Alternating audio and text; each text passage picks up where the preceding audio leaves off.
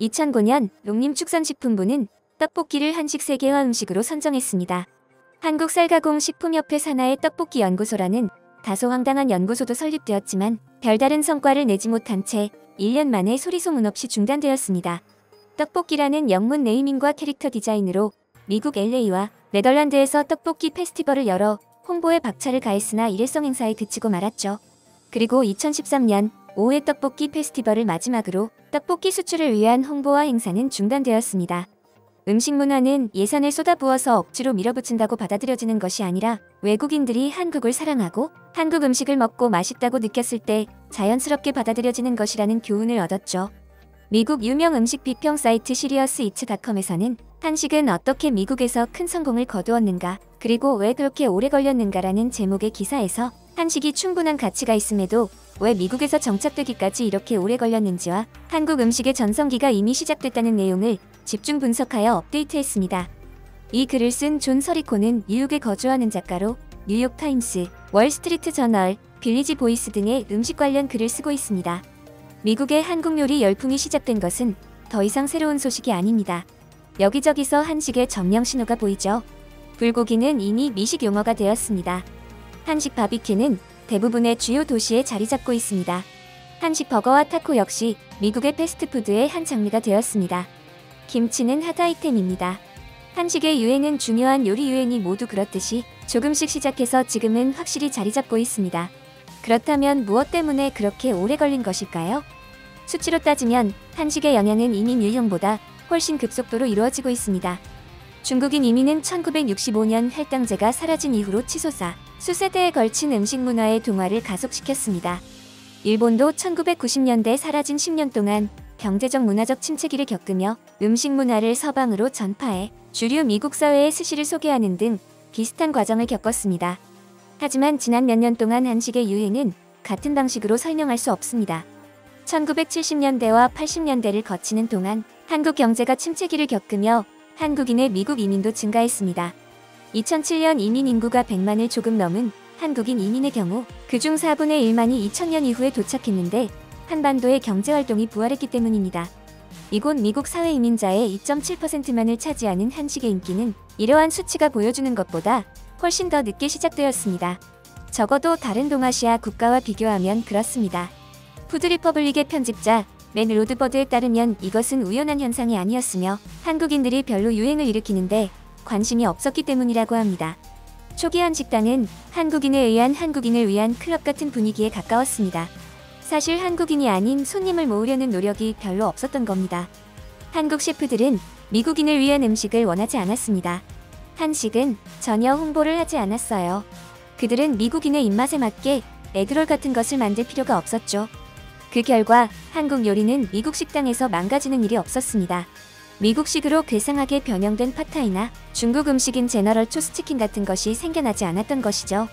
그것은 전통적인 한국 요리를 궁금해하는 순수주의자들에겐 좋은 일이지만 더 많은 미국인에게 받아들여지는 속도를 늦춘 것이 사실입니다. 뉴욕의 유명한 레스토랑 단지와 한 잔의 셰프 후니킴이 말합니다. 요리사가 운영하는 식당이 생겨나야 한 가지 요리가 제대로 유행하게 되죠. 일본인 요리사들은 미국인들에게 진짜 스시가 뭔지 가르쳤어요. 음식 이외의 셰프들은 브랜드도 가져왔습니다. 가령 모모푸쿠와 함께 데이빗 장은 유명해졌고 오랫동안 많은 사람들을 모아온 레스토랑 제국을 설립하게 되었습니다. 뉴욕 맨해튼의 코리아타운이 정착된 후 이 조그만 코리아타운의 식당에서 새벽 2시나 3시 뉴욕의 외식산업 종사자들은 당시에는 아무도 모르던 한국 요리를 처음 먹어보았습니다. 당신이 요리사인데 일을 마치고 옷을 갈아입고 다른 요리사들과 외식을 하고 싶다고 상상해보세요. 늦은 시간까지 술을 마실 수 있으면서 가격이 비싸지 않은 곳에 가고 싶을 겁니다. 코리아타운은 밤새도록 야식을 먹을 수 있는 곳입니다. 곧 코리아타운은 이렇게 요리사들이 자정 이후에 찾아가는 장소가 되었고 당시 뉴욕 대부분의 요리사들이 경험해보지 못했던 맛으로 가득했습니다. 하루에 빠에야를 28번이나 맛본다면 다른 걸 먹고 싶어집니다. 셰프들은 자신들의 주방에서 코리아타운으로 자연스레 옮겨가게 되었습니다. 프랑스 레스토랑에서 일하며 하루 종일 버터맛을 보면 밤마다 한국 음식이 먹고 싶을 겁니다. 한국 음식은 뉴욕의 셰프들이 만드는 유럽 음식과 정반대입니다. 뉴욕의 코리아타운이 미국에서 가장 화려한 곳이긴 하지만 그곳만 존재하는 건 아닙니다. 로스앤젤레스, 애틀랜타, 포트리, 휴스턴, 그 밖에 많은 도시에 저마다 탄탄한 코리아타운들이 있습니다. 그리고 한국의 맛이 점점 더 전통적이지 않은 레스토랑이 등장하고 있습니다. 뿌니킴의 첫 식당 단지는 맨해튼 반대편에서 급성장하던 헬스키친에서 한식을 변형한 안주를 선보였습니다. 반면 두 번째 식당이자 좀 더 고급인 한식 가스트로펍인 한자는 고급스러운 플랫아이언 지역에서 모던과 전통으로 나누어진 메뉴를 갖고 있습니다. 두 식당은 코리아타운 레스토랑과는 완전히 다른 사람들을 모으고 있습니다. 한국인이 아닌 셰프들도 바짝 따라붙고 있습니다. 웨스트 빌리지 피오라의 셰프 크리스 치폴로네는 주로 서양 이탈리아식 메뉴이지만 그는 한국 식재료를 이용해 세련되면서도 시골풍의 분위기를 어필하고 있습니다. 그의 가장 인기 있는 요리는 발효한 흑마늘, 게, 표고버섯, 고추와 함께 요리한 부카티니 파스타입니다. 한국 요리 재료를 쓰면 흥미도 자아내지만 그걸 사용하는 방식이 통한다고 생각해요. 치폴로네에게 한국과 이탈리아의 요리 전통은 생각보다 비슷합니다. 한국식 바비큐나 푸드트럭, 닭튀김 등 다가가기 쉬운 기본적인 것을 편안하게 느낀 미국인들은 더 깊이 파고들 준비가 되었습니다.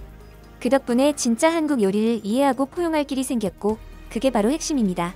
교육, 그리고 사람들을 신나게 하는 것이 요리의 핵심이죠. 김치타코는 2008년과 2010년에 론칭하여 점점 늘어나는 스트리트푸드 애호가들에게 멕시칸 또띠아에 넣은 신선한 김치의 맛을 전파했습니다. 제 목표는 미국과 전 세계 모두가 냉장고에 김치통을 갖는 겁니다. 필리는 한식을 단순화해서 좀 더 접근하기 쉽게 만들기 위해 푸드트럭이나 스트리트 푸드 형태로 가까이 가기 쉽게 하면서도 중요한 한국의 맛은 바꾸지 않겠다고 말합니다. 한식 최고의 맛인 한식 바비큐와 김치를 이용해 미국 손님들에게 완전히 새로운 맛의 세계를 소개하는 역할이 그것입니다. 필리는 고객들이 쉽게 접근 가능한 자신의 요리를 먹고 코리아타운을 찾아가 다른 한식을 맛보게 되었다고 자주 전한다고 합니다. 한국식 닭튀김은 한국 요리에 입성하는 또 하나의 쉬운 입구가 되어줍니다. 한식은 언젠가는 발견되었을 겁니다. 한식은 타이와 베트남 음식보다 앞서 미국에 소개되었지만 다양한 이유로 유행하지 못했습니다. 한국식 바비큐에 1인당 30~40달러를 쓰는 높은 가격과 찌개, 국, 김치 등의 강한 맛은 처음 한식을 시도한 사람들이 감당하기 어렵죠. 하지만 모험심이 강한 사람들을 시작으로 그런 제약을 극복하고 있습니다. 레드버드는 한국 음식이 뒤늦게 유행한 것이 오히려 다행이라고 생각합니다. 오늘날 다이어트 열풍과 잘 맞아떨어지기 때문입니다. 인체에 충격이 적은 요리이고 굉장히 균형 잡힌 식사입니다. 이것이 바로 서구인들이 원하는 식사죠. 잠시만 살펴봐도 한식에는 글루텐이나 유제품이 거의 없고 채소와 해산물이 많이 사용됩니다. 그리고 한식은 닭갈비, 막각창, 쌈 등으로 저탄고지 육식주의자들의 꿈을 이루게 해줍니다. 잡식, 초식, 육식 모든 것을 갖춘 한국 요리에 빠져들기란 너무나 쉬운 일입니다. 단맛, 짠맛, 신맛, 감칠맛, 매운맛 5가지 맛이 한 개의 요리에 모두 들어있습니다. 한국 요리는 이 맛을 일부러 찾지 않고도 느낄 수 있죠. 미국의 식단에 한식이 미치는 영향은 점점 커지고 있습니다. 일식이 로맨틱 코미디라면 한식은 액션 영화입니다. 그리고 과감한 대형 액션 영화는 성공하는 법입니다. 원래 서구권에서 초밥은 기피 대상이었습니다. 이유는 단순히 조리하지 않은 날 생선이 싫다는 이유였죠. 전 세계적으로 생선과 고기는 당연히 익혀 먹는 식재료로 날 생선은 다른 음식들보다 세계화에 불리했습니다.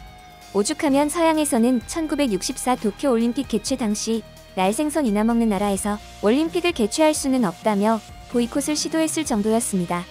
열받은 일본이 수십 년에 걸쳐 끈질긴 문화 마케팅과 일식 고급화를 추진한 결과 많은 돈을 때려박으며 솥밥의 대중화와 현지화에 성공할 수 있게 되었습니다. 기사에서 다룬 한식 푸드트럭이 코리아타운의 고급 한식당으로 미국 손님을 이끈다는 말도 같은 맥락입니다. 마치 스파게티가 경양식집이나 피자집에서 쉽게 접할 수 있는 메뉴로 시작하여 한국인에게 친숙해진 뒤 이탈리아인을 고용해서 정통 파스타를 선보이는 고급 식당이 등장하는 것과 비슷한 문화적 흐름인 것이죠. 매년 업데이트되고 있는 이 사이트의 기사는 미국 네티즌들에게도 큰 반응을 얻고 있는데요. 저도 한국 요리에 반했어요. 정말로 액션 무비 같아요. 최근에 제 평생 가장 맛있는 생일 점심을 먹었어요.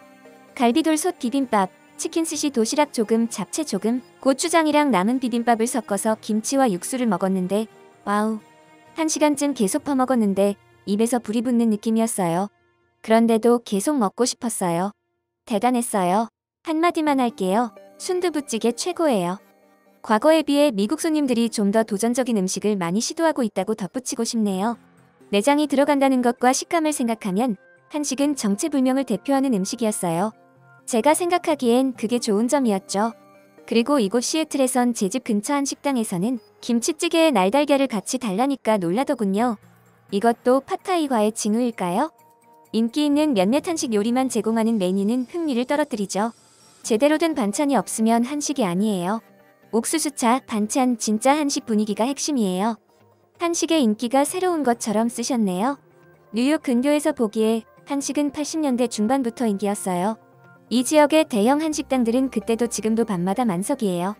좋은 글이지만 한식이 인기 있는 건 독특하고 재미있고 사교적인 음식이 때문이라고 생각해요.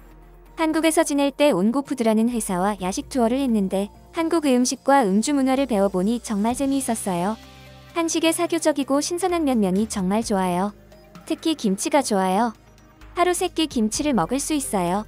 친구네 집에 가면 그의 엄마가 담은 무김치도 먹어요. 그 애는 그 김치를 감춰요. 제가 다 먹어 치울까봐. 저는 한국 드라마 덕분에 한식이 최근 인기를 얻었다고 생각해요. 참 좋은 기사였어요. 전 스리라차보다 고추장을 먼저 먹어봤어요. 그리고 스리라차를 먹어보니 그냥 그랬어요. 저는 고추장을 스푼으로 떠먹을 수도 있어요. 놀라운 것은 달고 짠 미국 현지의 맛을 닮아간 변형된 한식의 맛보다 진짜 한식의 맛을 찾는 외국인들이 늘어가고 있다는 것인데요. 억지스럽게 한식을 글로벌화하려는 노력보다는 지금처럼 한국과 한식에 대한 긍정적인 인식이 늘어갈 때 전 세계에서 자연스럽게 받아들여지는 것이라는 생각이 듭니다. 여러분의 생각은 어떠신가요? 바쁘시겠지만 구독과 좋아요 부탁드립니다. 시청해주셔서 감사합니다.